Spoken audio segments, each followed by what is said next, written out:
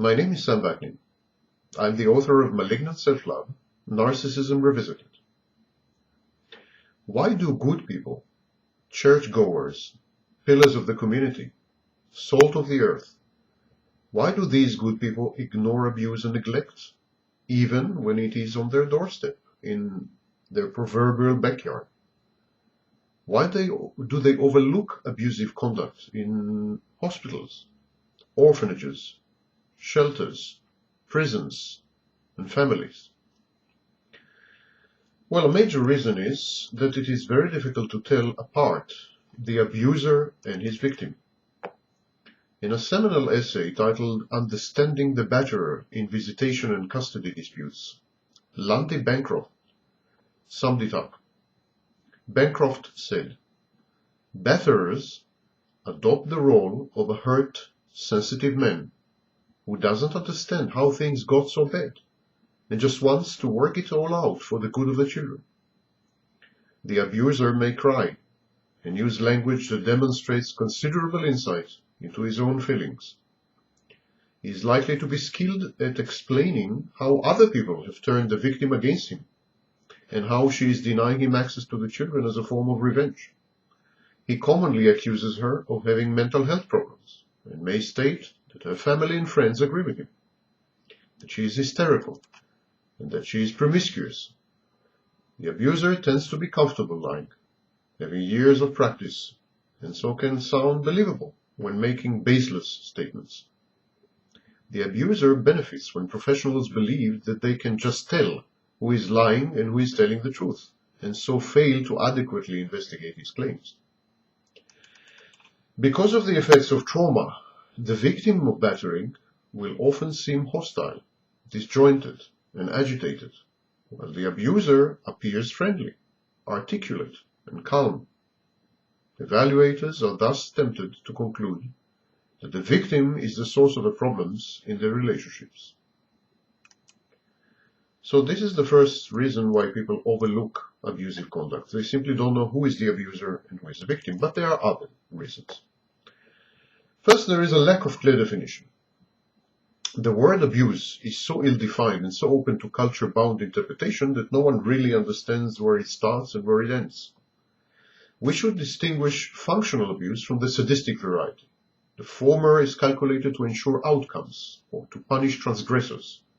It is measured, impersonal, efficient, and disinterested. The latter, the sadistic variety of abuse, fulfills the emotional needs of a perpetrator and is very passionate. This distinction is often blurred. People feel uncertain and therefore reluctant to intervene. The authorities know best. They lie to themselves. Then there is a general human propensity to avoid the unpleasant. People, even good people, tend to avert their eyes from certain institutions which deal with anomalies and pain, death and illness. They tend to skirt the unsavory aspects of life, which no one likes to be reminded of. Like poor relatives, these institutions and events inside them are ignored and shunned. There is a common guilt. Even good people abuse others habitually. Abusive conduct is so widespread that no one is exempt. Ours is a narcissistic and therefore abusive civilization. People who find themselves caught up in anomic states, for instance, soldiers in war, nurses in hospitals, managers in corporations, parents or spouses in disintegrating and dysfunctional families, or incarcerated inmates, these people tend to feel helpless and alienated. They experience a partial or total loss of control over their lives. They are rendered vulnerable, powerless, and defenseless by events and circumstances which they feel are beyond their influence. So abuse amounts to exerting an absolute and all-pervasive domination of the victim's existence. Abuse is a coping strategy employed by the abuser. He wishes to reassert control over his life and thus to reestablish his mastery and superiority, and abuse is the way to do that. By subjugating the victim, the abuser regains his self-confidence and regulates his sense of self-worth. So abuse is a catharsis. Even perfectly normal and good people, for instance, witness the events in the Abu Ghraib prison in Iraq, So even perfectly good and normal people channel their negative emotions, pent-up aggression, humiliation, rage, envy, diffuse hatred, and they displace these emotions onto the victim. The victims of abuse become symbols of everything that's wrong in the abuser's life and the situation he finds himself caught in. The act of abuse amounts to misplaced and violent venting.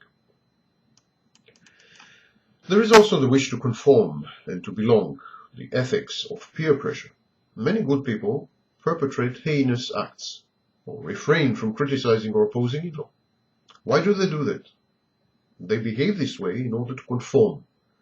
Abusing others is their way of demonstrating obsequious obeisance to authority, to affirm their group affiliation, their colleagueship, and adherence to the same ethical or unethical code of conduct and common values. Such good people who become abusers bask in the praise that is heaped on them by their superiors, fellow workers, associates, teammates, or collaborators. We have seen that during the Holocaust, when perfectly normal accountants, lawyers, musicians, middle class, average, normal people became SS guards and exterminators in the gas chambers. They wanted to belong. They wanted to conform. They wanted to be praised.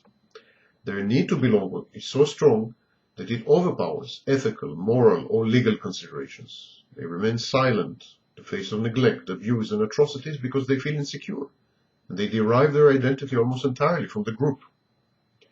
Abuse rarely occurs where it does not have the sanction and blessing of the authorities, whether local or national. Permissive environment is sine qua non.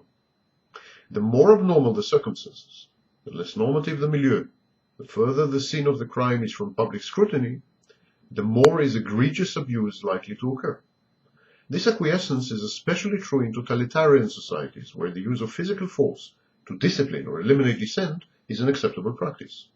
In many cultures, this is also the practice in families, in family units. Unfortunately, such behavior is also rampant in democratic, civilized, progressive, liberal societies. Abuse is everywhere. Averting our eyes, ignoring it, only makes it worse and all-pervasive. Sooner or later, it comes to haunt us, even the good people.